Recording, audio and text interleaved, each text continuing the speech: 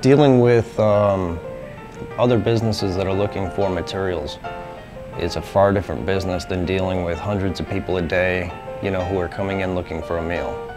What I've always thought my purpose was in the steel business was, as opposed to doing what everybody else does, I've always kind of liked the design aspects of not only, let's say, interior and exterior design, but with the steel materials itself.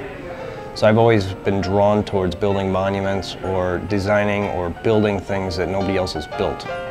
That's kind of what one of the things I've always liked to do, which is part of the reason why you see so much extensive steelwork at the Industrial Revolution. Everything in the building is domestic. I had to search for certain things to make sure I could get them done domestically. That was important, that it was domestic and that it was authentic. I take the theme pretty seriously. Our slogan, which is saluting America's greatness.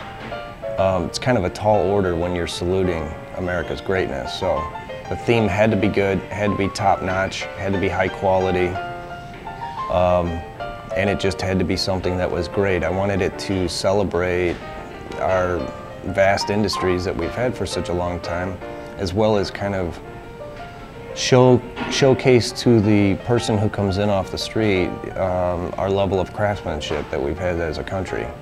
So I wanted a lot of attention to detail. I wanted it from either the first time, 10th time, 20th time you walked in, you'd always notice something different. What we did was we spent a lot of time on developing certain gourmet burgers and other things that are more in tune with American comfort food, classically. And came up with a menu that we feel that we can replicate now in more than one location. So what is important with having multi-sites is consistency. So that's kind of the basis of the new menu. It's what we feel we're best at, as well as what we can be consistent with. 4-patty, half-pound each burger. So it's a total of 2 pounds of meat with our special risk taker sauce. A secret too, so you can't ask me what the ingredients are in that. We felt like that fit our theme and our concept and our target audience the best, and people really seem to be taking hold of it as much as they can, because it does kind of fall apart. But people are coming in for it, and they love it. They love the burger, so we're at this point we're developing other ones that are bigger, because the people that have been able to eat those say they're not big enough. So we will be incorporating our new full liquor bar at the end of February, or I should say by the end of February, and right now we're trying to develop some of our own signature drinks, and I'm looking forward to appealing to a wider audience than what we've had thus far. A lot of our customers have really wanted to have that specialty drink when they come in, and so far we've not been able to provide that until now. So we're looking forward to plugging that in at the end of February.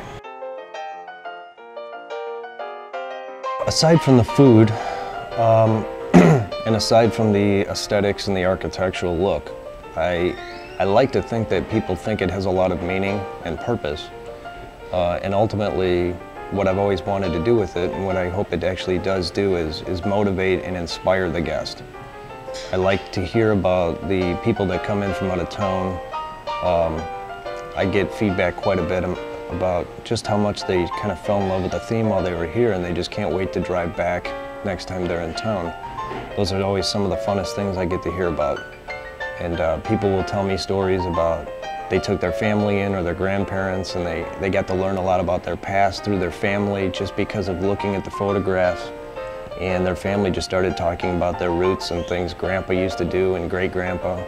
So I always get a big kick out of that. Yes, I feel this is a Northwest Indiana destination.